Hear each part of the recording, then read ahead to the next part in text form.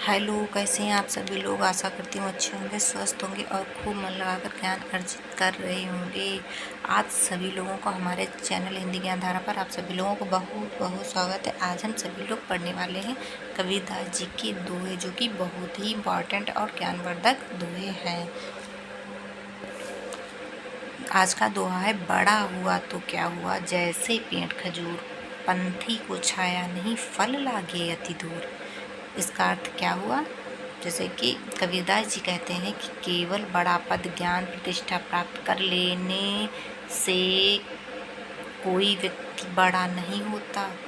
उसे दूसरों का भला ना हो तो उसका बड़ा होना व्यर्थ है। जैसे कि कोई पद या प्रतिष्ठा, ज्ञान अर्जित कर लेने से, ऊंचा पद अर्जित कर लेने से कोई बड़ा आदमी नहीं बनता है, जब तक वो दूसरों का भला नहीं करते, दूसरे लोगों का काम नहीं आता, सुख दुख में काम नहीं आता है। जैसे कबीरदास जी कहते हैं कि खजूर का पेड़ है बहुत ऊंचा होता है, न वह राहगीरों को छाया दे सकता है और न इतनी दूर, फल तो इतनी दूर ही लगे होते हैं जो आसानी से मिलते भी नहीं हैं।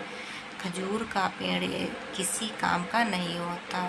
तो कबीरदास जी ने खजूर के पेड़ की व्याख्या दी है। कबीरदास जी कहते हैं कि खजूर का पेड़ बनने से क्या फ़ायदा, अगर बनना है तो अच्छे व्यक्ति बनो जो लोगों की मदद कर सके। फिर क्या है कि केवल सफल बनना महत्वपूर्ण नहीं है, क्यों? दूसरों के लिए उपयोगी बनना अधिक महत्वपूर्ण है।